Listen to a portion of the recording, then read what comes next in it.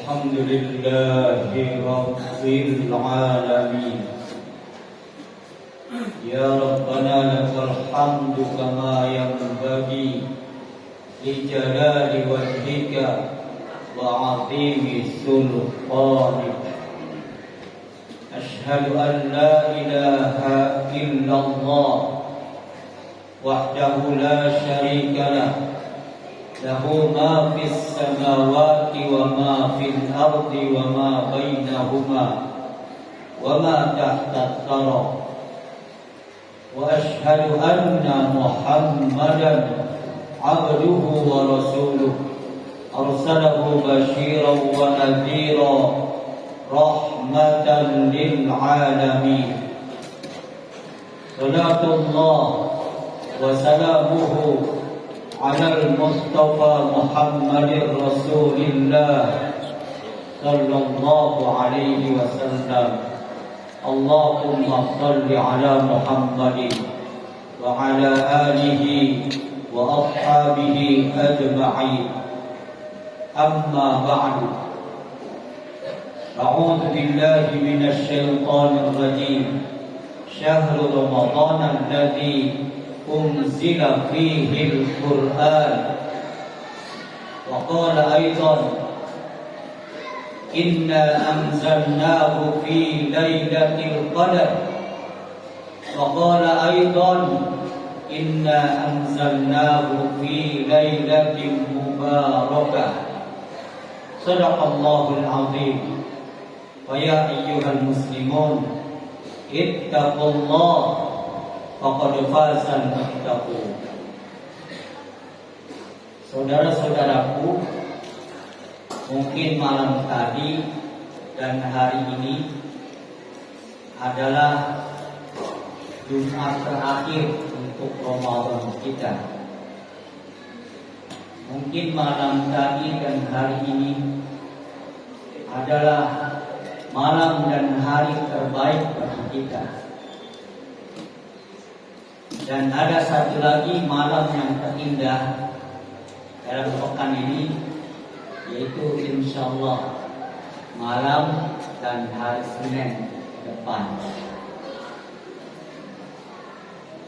Kita sekarang saum Jumat, Sabtu, Ahad, Senin, Selasa, 5 hari lagi. Karena kemungkinan besar kita hari Rabu pada tanggal 10 sudah Idul Fitri. Saudara-saudaraku, kalau saya membaca tentang akhir Ramadan, saya rasanya merinding. Saya rasanya subhanallah, saya minta ampun kepada Allah. Saya hanya baru bisa baca sejarah para orang soleh, bagaimana amalan mereka, puncak ibadah mereka. Saya tidak bisa seperti mereka. Tapi minimal, yuk kita tingkatkan ibadah kita dalam 5 hari. Ramadan Rasulullah Sallallahu Alaihi Wasallam berbeda, berbalik, berbeda. Jauh berbeda. Mungkin perbedaannya bainas sama was sumur, dari langit bukan sampai bumi lagi bedanya. Dalam lagi ke sumur, ke laut. Ramadan Rasulullah puncak ibadahnya itu akhir Ramadan. Tapi Ramadan orang kota bumi 2, makin akhir Ramadan kayak pesawat sedang landing. Ramadan Rasulullah kayak pesawat sedang take off.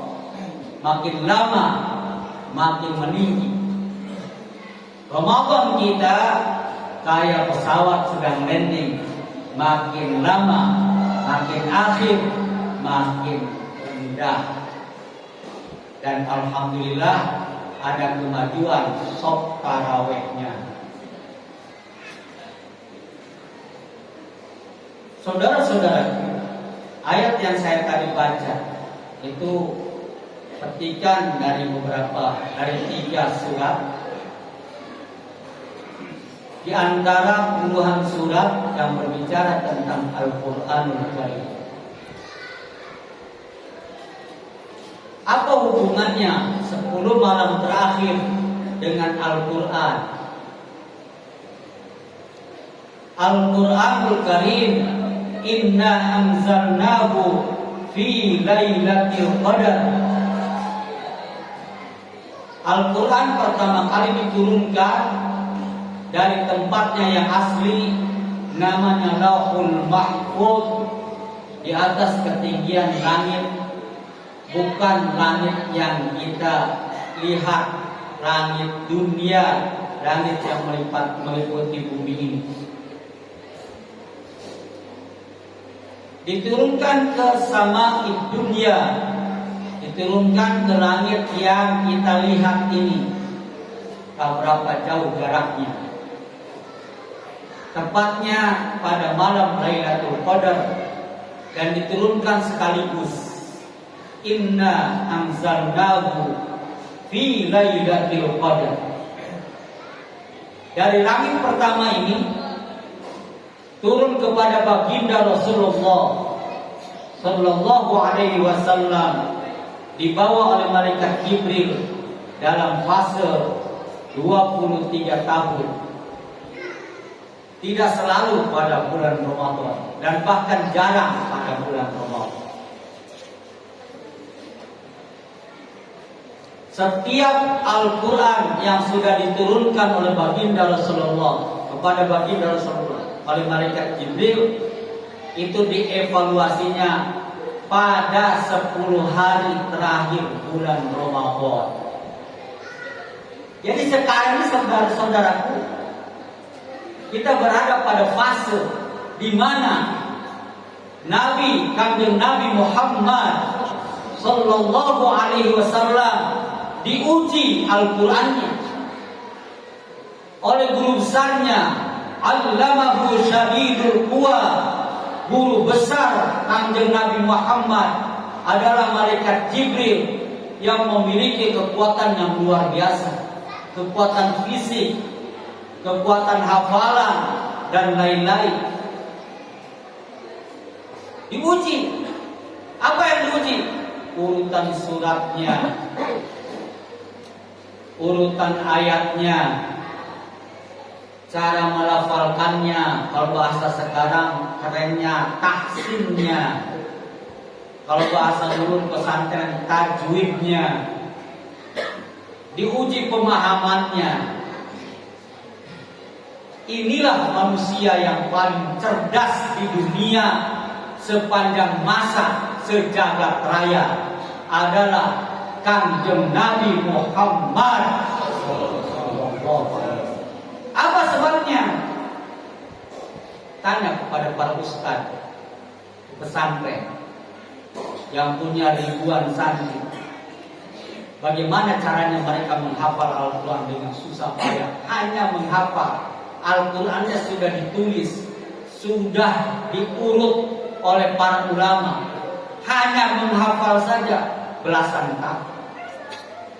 Tapi Kanjeng Nabi Muhammad tidak pernah pegang HP, nggak punya laptop, nggak punya alat tulis. Dia adalah seorang ummi, tidak bisa baca, tidak bisa tulis. Tapi Al-Quran yang disampaikan oleh malaikat Jibril terekam asli, tidak ada satu titik pun yang hilang. Manusia mana yang bisa menyamai Kanjeng Nabi Muhammad sallallahu alaihi wasallam? Makanya jangan terlalu sedihlah kalau ada orang yang menghina Al-Quran, menistakan Al-Quran. Jangan terlalu sedih. Dia akan dinistakan sendiri oleh Allah Subhanahu wa taala dengan kemuliaan Al-Quran. Ini adalah hari-hari Al-Quran. Bahkan pada tahun ke-10, di mana Rasulullah sallallahu alaihi wasallam mendapatkan Ramadan terakhir, itu beliau dihatamkan 2 kali kajiannya. 5 hari 1 kali, 5 hari berikutnya sekali lagi. Al-Quran diuji, urutannya, pemahamannya, cara melafalkannya, dan lain-lain oleh Jibril sampai 2 kali hataman. Tapi kita mohon maaf, istighfarlah kita semua, saudara-saudaraku. Di mana menjelang Id seperti ini yang dipikirkan bukan Al-Quran. Di mana kita berada sekarang? Di Pantura menuju mudik. Mohon maaf saya sampaikan di sini. Data sejarah. Mohon maaf. Rasulullah itu dilahirkan di Mekah. Hijrah ke Madinah. Jaraknya kira-kira Jakarta Surabaya, Jakarta Banyuwangi, kira-kira 10 tahun. Tidak pernah ada lembaran sejarah, tidak pernah ada ayat Al-Quran yang turun, tidak pernah ada hadis disabdakan, walaupun hadis dhaif, bahwa Kanjeng Nabi Muhammad sallallahu alaihi wasallam mudik dari Madinah ketika lebaran ke Mekah. Enggak ada, saudara.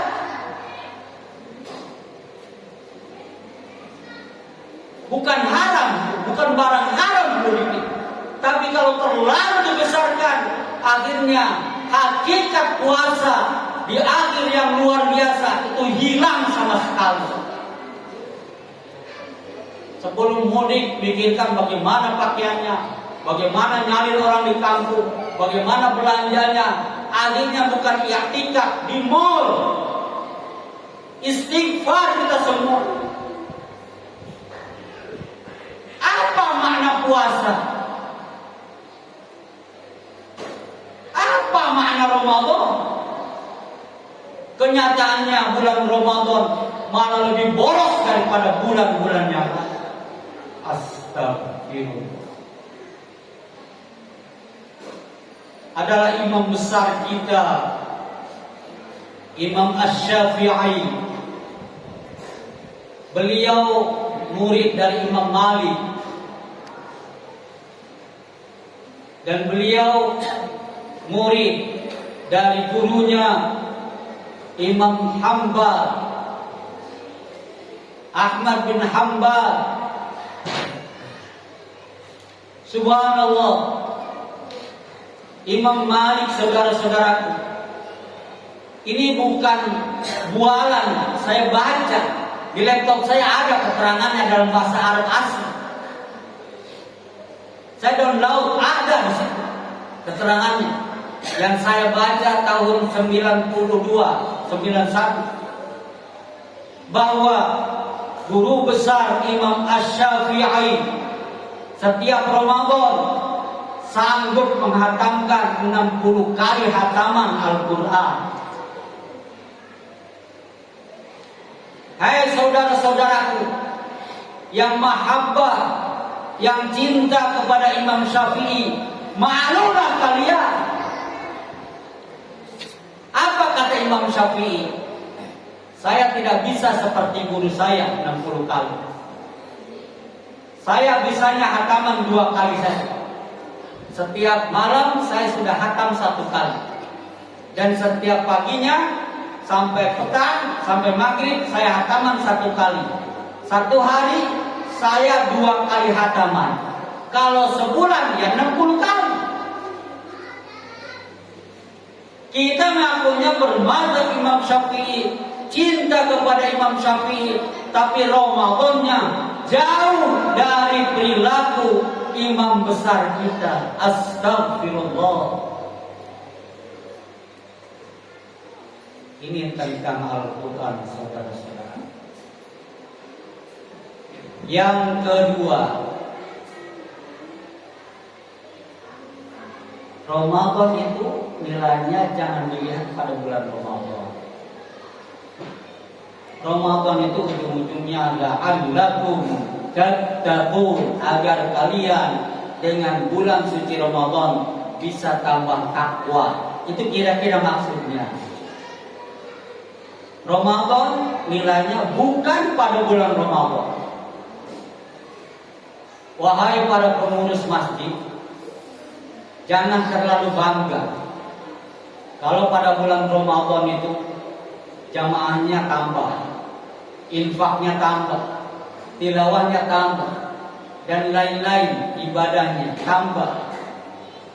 Karena pada bulan Ramadan itu memang bulan ibadah. Tapi itu pun ukurannya apakah sukses nilai ibadahnya. Makanya sukses di Ramadan bukan pada bulan Ramadan, nanti setelah bulan Ramadan. Kalau pada bulan Syawal dan seterusnya setelah Ramadan, sholat subuhnya kembali lagi yang tadinya 2-3 saat, kembali seperti itu. Yang tadi maksudnya seperti itu tidak nambah, itu namanya Ramadannya tidak sukses. Kam min shaimin laisa lahu min siyamihi illa al-ju' wal 'atash. Berapa banyak orang yang bisa puasa, puasanya hanya menahan lapar, menahan dahaga, tapi dari haus dan laparnya itu tidak ada yang dia dapatkan apa-apa. Itu yang kedua. Yang terakhir, saya akan berikan @firdaus map, @firdaus map. Yuk kita gambar mapping tujuan kita. Tolong bacakan ayatnya, surat Al-Baqarah ayat 28 di rumah bersama keluarga. Tolong baca. A'udzu billahi minasyaitonir rajim. Kaifa takfuruna billahi wa kuntum amwatan fa ahyaakum thumma yumitukum thumma yuhyikum thumma ilaihi turja'un. Kenapa bisa manusia ini kufur, ingkar kepada Allah, padahal dia awalnya mati? Sebelum ditiupkan ruh dia mati, nggak gerak. Kemudian kami hidupkan, ditiupkan ruh, hidup. Nah sekarang ruhnya dari rahim ibu sampai alam dunia ada di jasad kita, ditiupkan oleh malaikat. Nanti ruhnya akan dipisah lagi, karena ruh dan jasad itu adalah dua makhluk yang sangat berbeda, beda sifat, beda asalnya, beda makanannya, konsumsinya. Asalnya misah, harus dipisah dulu.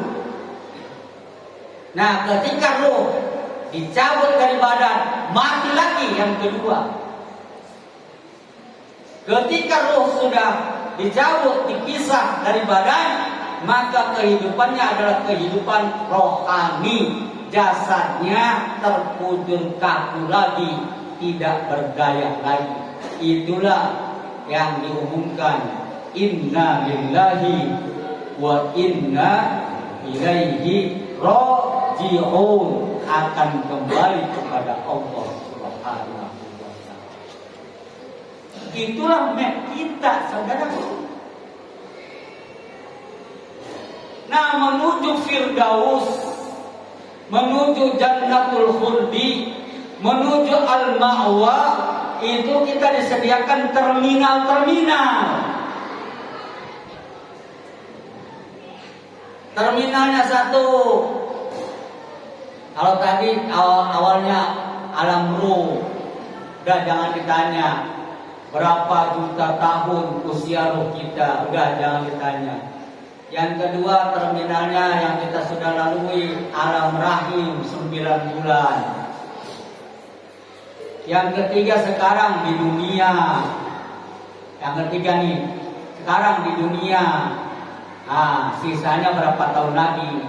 Mungkin saya setelah khotbah, kemudian saya sedang mimpin sholat, sedang tahiyat, mungkin saya dimatikan. Tolong nanti sholatkan oleh jamaah di sini kalau saya meninggal sekarang.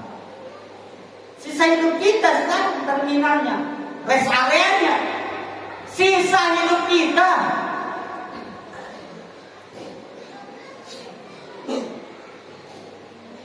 Kalau uban sudah turun ke jenggot itu bahaya itu. Sinyal itu. Kalau uban sudah turun ke jenggot, wah, udah. Itu tandanya malaikat sudah ngasih tahu, sebentar lagi ente, jangan macam-macam. Itu pasti usianya di atas 50. Udah 60, bahkan mau ke 70. Hati-hati. Makanya kalau bercermin, kalau sudah 50, 60, 70, bukan ke muka apa. Wal yanzuril insanu ila ta'ami, ke arah perut. Perut ini diisi apa? Hasil korupsi. Perut ini diisi apa? Wal yanzuril insanu ila ta'ami. Manusia harus memperhatikan isi perutnya, konsumsi makanan. Sebab apa? Mau nggak mau kita akan didorong kepada terminal tadi yang 3 itu. Alam rahim, alam ruh, alam rahim, alam dunia. Mau nggak mau?